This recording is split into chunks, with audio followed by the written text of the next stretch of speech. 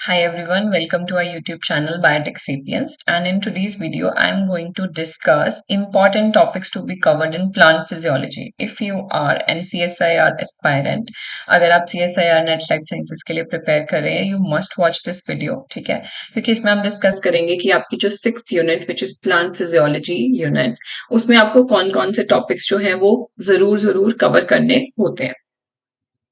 So what would I से कि एक ऐसी यूनिट है जिसमें आप 100% सब कुछ ही प्रिपेयर करें, ठीक है? बिकॉज इसमें से जो भी टॉपिक्स आपको गिवन है यूनिट के अंदर, उसमें से हर एक टॉपिक पे आपको क्वेश्चन जरूर मिलते हैं. सो इट मीन्स कि every topic is important under this unit, ठीक है? तो इसमें ऐसा कुछ भी नहीं होता है जो आप सोचो कि आप छोड़ के जाओ या anything. If you will see previous year questions, you will definitely find questions on every topic, ठीक है? फोटोसिंथेसिस 11th-12th में सबने पढ़ा है, ठीक है? मतलब उसी को ही डिटेल में यहाँ पे पढ़ना होता है, काफी डिटेल में हम इसको पढ़ते हैं, ठीक है? फोटोसिंथेसिस से स्टार्ट करते हैं. फोटोसिंथेसिस में सबसे पहले आप क्या क्या चीजें पढ़ोगे? फोटोसिंथेसिस में आप फोटो सिस्टम्स का स्ट्रक्चर पढ़ोगे. PS1, PS2 light harvesting complex का ही पार्ट होते हैं फोटो सिस्टम्स, ठीक है? तो इसमें PS1, PS2 में क्या क्या चीजें आती हैं, लाइक आपका कौन कौन से प्रोटीन्स होते हैं, कौन कौन से क्लोरोफिल मॉलिक्यूल्स होते हैं, एंड कहाँ कहाँ पे ये जो फोटो सिस्टम्स है वो लोकेटेड रहते हैं, एवरीथिंग, ठीक है? आई लेट यू नो कि थोड़ा सा कैसे कैसे क्वेश्चन इस पे आते हैं. तो एज आई सेड कि इनकी स्ट्रक्चर क्या रहती है, लाइट हार्वेस्टिंग कॉम्प्लेक्स की या फोटो सिस्टम्स की क्या क्या स्ट्रक्चर रहती है, उसमें कौन कौन से कॉम्पोनेंट प्रोटीन होते हैं, फोटो सिस्टम 1 का कौन सा है, फोटो सिस्टम 2 का कौन सा, you have to remember this, ठीक है? फिर उसके बाद what do we have, sometimes gene पे क्वेश्चन आता है कि कौन सा जीन कौन से प्रोटीन्स को एनकोड करता है. सो इट मीन्स कि structure of light harvesting complexes and it means its composition is very very important. फिर उसके बाद हमारे पास क्या है, ETC, इलेक्ट्रॉन ट्रांसपोर्ट चेन, ठीक है? तो इसमें हमारे पास 2 टाइप्स के होते हैं, cyclic and non cyclic ETC. ये भी बहुत बहुत इंपॉर्टेंट है. इसमें फ्रीक्वेंटली जो क्वेश्चन आपके पूछे जाते हैं वो एक तो ETC के सीक्वेंस पे पूछे जाते हैं कि लाइक कौन सा इलेक्ट्रॉन एक्सेप्टर पहले है, फिर दूसरा, तीसरा, चौथा, इस तरीके से सीक्वेंस पे बहुत क्वेश्चंस आते हैं. तो इट मीन्स कि you have to remember the sequence of ETCs very carefully. आप एक भी आगे पीछे नहीं कर सकते हो, ठीक है? एंड इस पे आपको क्वेश्चन जरूर जरूर मिलते ही हैं. Then we have photo protective mechanisms, ठीक है? जो भी हमारा लाइट हार्वेस्टिंग कॉम्प्लेक्स है या हमारा कोर पिगमेंट मॉलिक्यूल है, तो उसको हाईलाइट इंटेंसिटी कैसे डैमेज कर सकता है, राइट? तो उसको प्रोटेक्ट करने के लिए प्लांट में कौन कौन से मैकेनिज्म्स होते हैं, ठीक है? तो इस पे भी आपको क्वेश्चंस मिल जाते हैं. Then we have CO2 fixation. ये सारा जो आपका है वो लाइट रिएक्शंस के अंडर आ जाता है. Then we have dark reactions. Dark reaction में you have C3, C4 and CAM pathway. बहुत इंपॉर्टेंट है ये भी. C3 पाथवे में कहाँ पे कौन सा एंजाइम किस रिएक्शन को कैटेलाइज करता है, it is very very important. इसमें एंजाइम्स बहुत इंपॉर्टेंट रहते हैं. वो कौन सी रिएक्शन को कैटेलाइज कर रहे हैं, उससे क्या प्रोडक्ट बन रहा है, बहुत जरूरी है, ठीक है? फिर उसके बाद इस पे जो और क्वेश्चंस आते हैं, NADP and NADPH and ATP के रिक्वायरमेंट पे आते हैं. आपको ये शुगर बनाना है, बताओ कितने NADP ATP यूज होंगे. So this is very important. If you know the cycle 100% अच्छे से सब कुछ पता है, then you can do it, ठीक है? फिर उसके बाद C4 साइकिल की बात करें तो C4 साइकिल में क्रेन्ज एनाटॉमी, राइट? तो उसमें C4 प्लांट में बंडल शीट में क्या हो रहा है, मीजोफिल में क्या हो रहा है, कौन सा जो रिएक्शन है वो बंडल शीट में है, कौन सा मीजोफिल में, इट इज वेरी इंपॉर्टेंट. कहाँ से कौन सा जो आपका लाइक सबस्ट्रेट है वो ट्रांसपोर्ट हो रहा है, ठीक है? फिर उसके बाद कैम प्लांट्स भी बहुत इंपॉर्टेंट रहते हैं. इसमें C4 और कैम को यू कैन कंपेयर, राइट? ठीक है, क्योंकि इसका जो बेसिक मैकेनिज्म है वो सेम रहता है, बस डिफरेंसेस यहाँ पे C4 में आपको क्रेन्ज एनाटॉमी मिलती है, कैम में नहीं. तो इट मीन्स कि फोटोसिंथेसिस का तो सब चीज बहुत इंपॉर्टेंट है. इसमें ऐसा कुछ भी नहीं है जिसको आप छोड़ सकते हैं, ठीक है? तो इसमें आपके पास एक और टॉपिक रहता है, फैक्टर्स अफेक्टिंग फोटोसिंथेसिस. तो इसमें लाइट, टेम्परेचर, CO2 कॉन्सेंट्रेशन कैसे अफेक्ट करेगा, वेरी वेरी इंपॉर्टेंट, ठीक है? क्योंकि आपको C3 प्लांट का, C4 एंड कैम प्लांट्स के अलग अलग ग्राफ बनते हैं, ठीक है? टेम्परेचर का अलग बनेगा. C4 हाई टेम्परेचर को बेयर करता है, C3 थोड़े कम को करता है, कैम वेरी हाई को करता है. तो तो उनकी फोटोसिंथेसिस का जो कैपेसिटी है अलग अलग टेम्परेचर्स पे वो भी अलग अलग शो होता है, तो ये भी बहुत इंपॉर्टेंट रहता है। ठीक है, इसके अलावा आपको C3 C4 कैम इनके एग्जाम्पल्स भी डेफिनेटली पता होने चाहिए, बिकॉज क्वेश्चन जो आते हैं उसमें वो सीधा C3 C4 ना लिख के आपको एग्जाम्पल दे देता है कि इस प्लांट पे ऐसा हो रहा है। नाउ यू नो कि वो C3 है, तो आप उसको आंसर कर पाओगे कि ठीक है, अगर ये C3 की प्रॉपर्टी है this is correct, otherwise not. Means के ये टॉपिक बहुत इंपॉर्टेंट है। Then we have respiration and photorespiration. Respiration generally जो एनिमल्स के अंदर टाइप वैसा ही रहेगा। फोटो रेस्पिरेशन आपका C2 साइकिल होता है, बहुत बहुत इंपॉर्टेंट होता है ये भी, बिकॉज देखो C2 cycle is a 3 component और 3 organelle reaction, chloroplast, peroxisome, mitochondria. तो इसमें आपके कौन से ऑर्गेनल से क्या सबस्ट्रेट मूव कर रहा है, ठीक है, फिर उसके बाद कौन से ऑर्गेनल में क्या रिएक्शन हो रही है, बहुत इंपॉर्टेंट। इट मीन्स के ये साइकिल्स आपको याद होने ही होने चाहिए। फिर उसके बाद रेस्पिरेशन में भी अगेन वही साइकिल, सिट्रिक एसिड साइकिल क्या होता है जो माइटोकॉन्ड्रियल में चलेगा, या क्रेब्स साइकिल जिसको हम बोलते हैं, प्लांट माइटोकॉन्ड्रियल ईटीसी। ठीक है, जैसे फोटोसिंथेसिस में ईटी है वैसे इसमें भी ईटीसी का टॉपिक आता है। एटीपी सिंथेसिस कैसे होता है, केमियोस्मोटिक थ्योरी आपको पता होनी चाहिए। ये चीज फोटोसिंथेसिस में भी रहता है, ठीक है, दोनों में ही रहेगा। जो प्रोटॉन ग्रेडियंट है वो कैसे जनरेट होती है, प्रोटॉन्स की मूवमेंट किस डायरेक्शन में होती है, एंड देन एटीपी सिंथेसिस के टाइम पे कैसे होता है। ठीक है, इसके अंदर शटल सिस्टम्स जो आते हैं वो भी आपको पता होने चाहिए। Alternate oxidase photo respiratory pathway, again वही C2 पाथ। ठीक है, तो ये टॉपिक भी आपका इंपॉर्टेंट होता है, इसमें भी आपको साइकिल्स अच्छे से याद करने होते हैं। Then coming to nitrogen metabolism, again very very important. ठीक है, नाइट्रोजन जो है वो कैसे प्लांट्स उसको रिसीव करते हैं, फिर उसको कैसे लाइक इसमें आप नाइट्रोजन फिक्सेशन के बारे में पढ़ते हो। ठीक है, नाइट्रोजन क्योंकि जो N2 की फॉर्म में एनवायरमेंट में होता है, प्लांट्स उसको डायरेक्टली यूज नहीं कर सकते हैं। ठीक है, तो उसको कैसे उन फॉर्म्स में चेंज किया जाता है कि प्लांट्स उसको यूज करें, कौन से बैक्टीरिया उस रिएक्शन को कैटेलाइज करते हैं, या अगर कोई फिजिकल अदर मेथड है तो वो कैसे होगा। ठीक है, लाइक नॉन बायोलॉजिकल मेथड। फिर उसके अंदर बायोलॉजिकल में आपके पास जैसे बैक्टीरिया कर रहा है, साइनोबैक्टीरिया कर रहा है, क्या वो फ्री लिविंग है, क्या वो सिम्बायोटिक है, क्या वो आपका मतलब ऑक्सीजन लविंग है, नहीं है, anaerobic, aerobic, everything. Like nitrogen fixation करने वाले जो ऑर्गेनिजम्स हैं उनका नेचर कैसा है। ठीक है, इस पे भी क्वेश्चन आते हैं कि वो सिम्बायोटिक है। आप देखोगे प्रीवियस ईयर क्वेश्चन में आपको मैच द फॉलोइंग में 4 मार्क में ये इजीली क्वेश्चन मिलेंगे। ठीक है, तो आपको ये भी बहुत इंपॉर्टेंट रहता है, इसको भी याद करना बहुत जरूरी होता है, क्योंकि अब इसमें 2 चीजें आ जाती हैं, जैसे साइनोबैक्टीरिया कर रहा है और नॉर्मल बैक्टीरिया कर रहा है। तो बैक्टीरिया में आपके पास सिम्बायोटिक एंड जो आपका नॉन सिम्बायोटिक या फ्री लिविंग बैक्टीरिया वो आता है। ठीक है, तो उनके एग्जाम्पल्स, उनका नेचर सब इंपॉर्टेंट होता है। फिर उसके बाद अमाइनो एसिड्स का बायोसिंथेसिस। अब जो नाइट्रोजन फिक्स की है, ठीक है, उससे जो हमने अमाइनो एसिड्स बनाने हैं, राइट, तो उनका बायोसिंथेसिस कैसे होता है। जो फॉर्म्स जैसे नाइट्रेट है या आपके पास अमोनियम आयंस है, तो उनको आगे कैसे यूज करके अमाइनो एसिड्स बनते हैं, this is again very important. मतलब प्लांट फिजियोलॉजी में तो you have to do everything. और ये भी है कि ये स्कोरिंग भी होता है, क्योंकि जो चीजें आप पढ़ोगे उस पे क्वेश्चंस आपको मिलेंगे ही मिलेंगे। Then we have plant hormones. ठीक है, प्लांट हॉर्मोन्स में आपके पास auxin, cytokinin, brassinosteroid, gibberellins, ethylene, ABA, ये 6 आपने पढ़ने होते हैं। ठीक है, इनका बायोसिंथेसिस क्वेश्चंस डेफिनेटली आपको मिलेंगे ही मिलेंगे। कौन से प्रिकर्सर से ये बन रहे हैं, बायोसिंथेसिस का मैकेनिज्म क्या है, कैसे बनते हैं, कहाँ बनते हैं, इंपॉर्टेंट है। स्टोर कैसे किया जाता है ये इतना इंपॉर्टेंट नहीं रहता है। ठीक है, बट अगेन ब्रेक डाउन भी इतना इंपॉर्टेंट नहीं रहता है, मतलब ये वो है कि कभी कभार क्वेश्चन आए। ठीक है, बट बायोसिंथेसिस पे फ्रीक्वेंटली आता है, तो सबके बायोसिंथेसिस का मैकेनिज्म आपको पता होना चाहिए। फिर उसके बाद ट्रांसपोर्ट की अगर बात करें तो ट्रांसपोर्ट पे भी क्वेश्चन आते हैं। ठीक है, जैसे ऑक्सीजन पे बहुत फ्रीक्वेंट ये क्वेश्चन बनता है। ऑक्सीजन का जो ट्रांसपोर्ट है वो पोलर ट्रांसपोर्ट होता है, तो ये काफी बार आपको क्वेश्चन देखने को मिलता है। ठीक है, फिर उसके बाद डेफिनेटली ऑक्सीजन और सॉरी कोई भी हार्मोन है उसके फिजियोलॉजिकल इफेक्ट्स क्या है। ठीक है, लाइक वो कैसे कैसे फंक्शन करता है, क्या क्या फंक्शन करता है, तो वो भी इंपॉर्टेंट है। Mechanism of action, again very important, इनका सिग्नलिंग क्या है, किसी का रिसेप्टर है वो कहाँ पे प्रेजेंट है। ठीक है, इंटरमीडिएट जो मॉलिक्यूल्स आते हैं उनका क्या रोल होता है, अगर किसी में म्यूटेशन होता है तो क्या प्रॉब्लम होता है। It means that it is also again very important. ठीक है, आपको लगेगा कि यू आर सेइंग कि सब कुछ इंपॉर्टेंट है, बट हाँ, दिस इज अ यूनिट जिसमें सब कुछ इंपॉर्टेंट होता है।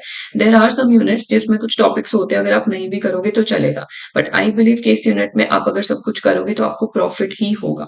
ठीक है, क्योंकि डायरेक्ट क्वेश्चंस आते हैं। अब जैसे आई सेड कि ऑक्सीजन का ट्रांसपोर्ट पोलर होता है, तो वो एवरी टाइम पोलर ही रहेगा, उसमें कोई चेंज नहीं आएगा। ठीक है, इसी तरीके से अब जैसे फ्रूट राइपनिंग है, तो फ्रूट राइपनिंग के साथ सिर्फ इथाइलिन इन्वॉल्व है, तो फ्रूट राइपनिंग के सामने हमेशा इथाइलिन आएगा।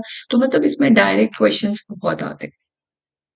अब किसी का अगर रिसेप्टर का नाम जो है वो वही रहेगा, राइट? तो ऑक्सिन का अलग होगा, साइटोकाइनिन का अलग होगा, जिब्रेलिन का अलग होगा, तो वो वही रहेंगे। ठीक है, फिर इसके अलावा जैसे इनकी रिसेप्टर्स की नेचर पे आता है, क्या मेम्ब्रेन बाउंड है, क्या सॉल्युबल रिसेप्टर है, तो वो जब आप इनकी सिग्नलिंग पढ़ते हो तो आपको पता चल जाता है। ठीक है, फिर उसके बाद फंक्शंस की मैच द फॉलोइंग। ठीक है, जैसे मैंने बताया कि फ्रूट राइपनिंग तो ऑब्वियसली थाइलिन का होगा। ठीक है, तो इस तरीके से जैसे सीड जर्मिनेशन अगर आपसे पूछा जाए तो सीड जर्मिनेशन जीए की वजह से होता है, जिब्रेलिक एसिड, और अगर पूछे कि इसको इनहिबिट कौन करता है तो ए भी इनहिबिट करता है। दोनों का जो मतलब ओवरऑल रेशियो होता है उससे ये इन्वॉल्व कंट्रोल रहता है। तो इट मीन्स कि इसमें भी हर चीज पे क्वेश्चन बनते हैं। I am going to tell you कि जिसमें किस तरह के क्वेश्चंस आपके आते हैं। तो इसमें जो टॉपिक्स दिए उस पे सब पे क्वेश्चन आते हैं। अब जैसे यहाँ पे मुझे पता है कि स्टोरेज ब्रेकडाउन पे इतना नहीं आता है, तो या ये इतना इंपॉर्टेंट नहीं है। ठीक है, but everything else is important. फिर कमिंग टू सेंसरी फोटोबायोलॉजी, तो सेंसरी फोटोबायोलॉजी में आपके फोटो रिसेप्टर्स आ जाते हैं, है ना?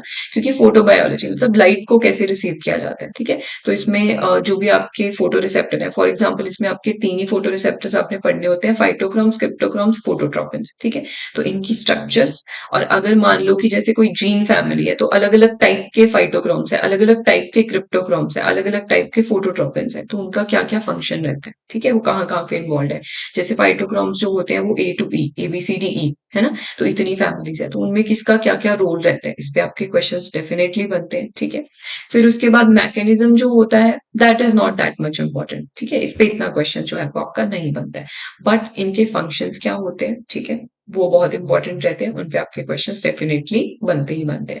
फिर उसके बाद स्टोमेटल मूवमेंट कैसे होती है, कौन सा जो आपका फोटो रिसेप्टर है उसमें इन्वॉल्व रहता है। ठीक है, इसके अलावा जैसे हम क्लोरोप्लास्ट मूवमेंट के बारे में भी पढ़ते हैं, तो क्लोरोप्लास्ट मूवमेंट भी इंपॉर्टेंट होती है। ठीक है, वो कैसे होती है, कौन सा फोटो रिसेप्टर इन्वॉल्व है, दैट इज इंपॉर्टेंट। फोटोट्रोपिज्म, फोटोपिरियोडिज्म पे बड़े इजी क्वेश्चन आते हैं जो आप छोटी क्लासेस में भी पढ़ते हो, डे लेंथ के ऊपर क्वेश्चन या नाइट लेंथ के ऊपर क्वेश्चन। ठीक है, जैसे हम पढ़ते हैं कि कोई लॉन्ग डे प्लांट होता है, कोई शॉर्ट डे प्लांट होता है, तो बहुत इजी क्वेश्चन आपको आते हैं। इस लेवल पे आके आप इनको बहुत इजीली कर सकते हो। ठीक है, फिर उसके बाद biological clocks, not that much important, you can leave this topic. ठीक है, फिर उसके बाद मतलब इसमें आप मैकेनिज्म अगर इतना नहीं करोगे दैट इज फाइन। ठीक है, बट फाइटोग्राम का mechanism I guess you should do. ठीक है, फिर उसके बाद अगर आप ये बायोलॉजिकल क्लॉक्स भी लीव कर दोगे इट इज वेरी फाइन। अगर आप स्ट्रक्चर पढ़ के जा रहे हो, हर एक फाइटोक्रोम का या हर एक क्रिप्टोक्रोम का क्या क्या फंक्शन है वो पढ़ के जा रहे हो, दैट इज इंपॉर्टेंट। ठीक है, फिर उसके बाद स्टोमेटल मूवमेंट के बारे में, क्लोरोप्लास्ट मूवमेंट के बारे में, and photoperiod, this is something which is very easy, बहुत इजीली आप इसमें से मार्क्स स्कोर कर सकते हो।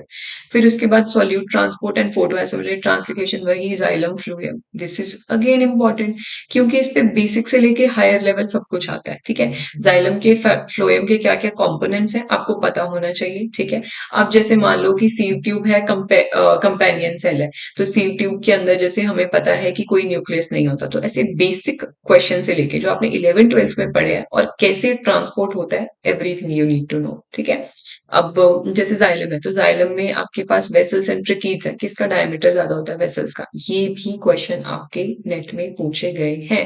That's why I am saying this topic basic से लेके एडवांस सब कुछ आपको पता होना चाहिए। ठीक है, तो इसमें आप क्या करते हो, जैसे अब मान लो कि जाइलम है, वो कुछ ट्रांसपोर्ट कर रहा है, वाटर एंड मिनरल्स, राइट? तो वो वाटर एंड मिनरल्स जाइलम के अंदर कैसे आएंगे, उसका क्या मैकेनिज्म है, फिर उसके बाद वो आगे कैसे ट्रांसपोर्ट किए जाएंगे। ठीक है, फिर उसके बाद अगर ट्रांसपोर्ट हो गया है तो जिन जगह है पे उसको लीव करना है, कैसे लीव किया जाएगा।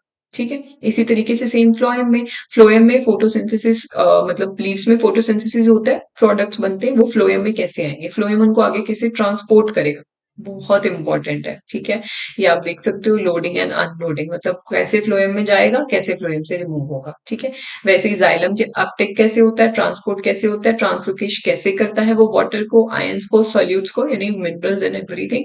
फिर उसके बाद नेक्स्ट आपके पास आ जाता है फ्लोएम का, ठीक है। तो फ्लोएम में कैसे फोटो एसिमुलेट जो है वो लोड अनलोड होंगे, कैसे उसका पूरा ट्रांसपोर्ट होगा, ठीक है। तो इसमें आपके पास वही चीज के स्ट्रक्चर से लेके लोडिंग अनलोडिंग कैसे होता है, एंड देन उसके बाद पूरा ट्रांसपोर्ट कैसे होता है, ठीक है। तो इसमें आप थ्योरीज पढ़ते हो, जैसे जाइलम में ट्रांसपोर्ट के लिए ट्रांसपरेशनल पुल थ्योरी पढ़ते हो, फ्लोएम में ट्रांसपिरेशन के लिए आप क्या पढ़ोगे, तो आपके पास मंच हाइपोथेसिस या बल्क फ्लो होता है, ठीक है। तो ये बहुत इंपॉर्टेंट रहता है, मतलब वही अगेन की प्लांट फिजियोलॉजी इज इंपॉर्टेंट। ये ऐसी यूनिट है जो आपको बहुत मार्क्स दिलवा सकती है, तो ये it is not a unit जिसको आपको लीव करना चाहिए। कमिंग टू सेकेंडरी मेटाबोलाइट्स, इस टॉपिक के क्वेश्चन तो आपको हर जगह मिलेंगे, I mean from NEET level to NET level, हर जगह पे सेकेंडरी मेटाबोलाइट्स के क्वेश्चंस आते ही आते हैं। And again this is something जो आपको रिमाइंड करना है, बस याद करना है, बार बार पढ़ोगे याद करोगे, ठीक है। तो इसमें आपके पास 3 क्लासेस आती है, टर्पीन, फिनॉल्स, नाइट्रोजनस कंपाउंड्स। आपको इनका बायोसिंथेसिस पढ़ना होता है, बहुत इंपॉर्टेंट होता है, कहाँ पे बन रहा है, किस तरीके से बन रहा है, कौन से एंजाइम्स इन्वॉल्व है, सब कुछ इंपॉर्टेंट है। मतलब दीज आर द टॉपिक्स जिसपे क्वेश्चन आने ही आने होते हैं, ठीक है। तो इनका बायोसिंथेसिस कैसे होता है, पूरा मैकेनिज्म आपको पता होना चाहिए। फिर उसके बाद इनकी स्ट्रक्चर्स जो यहाँ पे नहीं गिवन है, इनकी स्ट्रक्चर्स, ठीक है। टर्पीन्स जो है वो अलग अलग टाइप्स के होते हैं, डिपेंडिंग अपॉन उसमें कितने कार्बन्स हैं, तो उतना बेसिक भी आपको पूछा जाता है। फॉर एग्जाम्पल मैं बताती हूँ, जैसे मोनोटर्पीन है, हम मोनोटर्पीन बोलते हैं जिसमें आपके 10 कार्बन्स होते हैं, ठीक है। फिर इसी तरीके से डाइटर्पीन बोलते हैं जिसमें 20 कार्बन्स होते हैं। इस पे भी आपको क्वेश्चन पूछे जाते हैं। फिर उसके बाद जैसे कुछ एक एग्जाम्पल्स होते हैं, सेस्क्विटर्पीन जैसे 15 कार्बन का होता है, तो इसका एग्जाम्पल, ठीक है। इसी तरीके से डाइटर्पीन, टेट्राटर्पीन में एग्जाम्पल। फिर उसमें अगर आपको पता है कि ये डाइटर्पीन है तो 20 कार्बन होंगे, तो यू कैन आंसर कि ओके इसमें 20 कार्बन है। मतलब इतना बेसिक से लेकर के इनके बायोसिंथेसिस पे, देन इनके रोल्स क्या है, कहाँ कहाँ पे कौन सा टर्पीन क्या क्या करता है। फिर उसके बाद नाइट्रोजनस के अंदर आपके एग्जाम्पल्स आ जाते हैं, फिनोलिक्स में भी आपकी अलग अलग कैटेगरीज आ जाती हैं। तो हर एक कैटेगरी का जो आपका मॉलिक्यूल है उसका क्या रोल होता है, ये बहुत इंपॉर्टेंट रहता है, ठीक है। स्ट्रेस फिजियोलॉजी में आपका जो है मेनली सॉल्ट स्ट्रेस जो है वो सबसे इंपॉर्टेंट आई कैन से, ठीक है। ए बायोटिक वालों पे आप ज्यादा फोकस कर सकते हैं, ए बायोटिक स्ट्रेस पे, water temperature, salt stress, temperature and salt stress और ज्यादा इंपॉर्टेंट रहता है, ठीक है।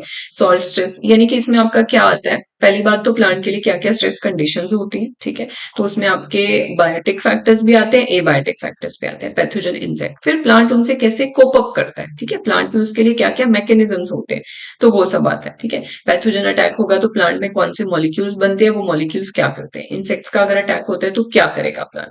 ऐसे ही अगर पानी ज्यादा या पानी कम हो गया तो प्लांट कैसे कोप अप करेगा, ऑक्सीजन की डेफिशिएंसी हो जाएगी अगर पानी ज्यादा हो गया, तो वो कैसे प्लांट उसको कोप अप करेगा। टेम्परेचर बहुत ज्यादा है, टेम्परेचर बहुत कम है, तो प्लांट में, प्लाज्मा मेम्ब्रेन में क्या ऐसे चेंजेस आएंगे, ठीक है। फिर इसी तरीके से सॉल्ट स्ट्रेस, अब कोई प्लांट तो चलो बेयर कर लेते हैं, अब कुछ प्लांट्स जो नहीं बेयर कर पाते हैं या जो बेयर कर पाते हैं तो उनमें क्या ऐसे मैकेनिज्म्स होते हैं, ठीक है। फॉर एग्जाम्पल कंपार्टमेंटलाइजेशन, ठीक है। तो ये कैसे होता है, ये सॉल्ट स्ट्रेस के लिए है। इसमें क्या क्या चीजें होती हैं, it means that each and every inch of this unit which is your plant physiology is very very important। और मतलब इसमें ऐसा है कि अगर आप करके जाते हो तो आपको कोई लॉस नहीं होगा, क्योंकि इसमें again to the point questions बहुत आते हैं, ठीक है। अगर आपने वही बेसिक से लेकर के एडवांस सब कुछ अच्छे से प्रिपेयर किया है तो definitely definitely you will get the marks, क्योंकि ये यूनिट बहुत स्कोरिंग रहता है, वही बेसिक टू एडवांस एवरीथिंग, ठीक है। तो सब कुछ इसमें आता है, इसलिए ये यूनिट तो 100% करके जाना ही जाना चाहिए। This is by my experience because I am also from zoology background, but I did this unit and this was very helpful for me. So I think that this video would be helpful for you। इससे पहले मैंने Dave bio में कौन से topics आपको cover करने चाहिए उस पे आपका वीडियो अपलोड किया है। जैसे आप देखोगे कि उसमें कुछ हैं टॉपिक्स जो आप लीव करोगे तो इट इज वेरी फाइन, कोई दिक्कत नहीं आती है, ठीक है। But plant physiology is a must. I hope that this video is going to be useful for you. Thank you so much. And if you are new to this channel, do subscribe our channel, क्योंकि इस पे आपको CSIR, NET, GATE, life sciences, I mean life sciences field में जो भी exams होते हैं तो उनसे रिलेटेड बहुत कुछ यूजफुल कंटेंट आपको जरूर मिलेगा। And we at Biotech Sapiens prepare for life sciences exams, ठीक है, इसमें जितने भी, अगेन जैसे मैंने बोला, गेट हो गया, DPT, ICMR and NET, NEET, everything, सबके लिए हम यहाँ पे प्रिपेयर कराते हैं online as well as offline. So in case you are interested, you can visit us in sector 37D Chandigarh, or if you want to inquire something, you can call these numbers. Thank you so much. Thanks for visiting.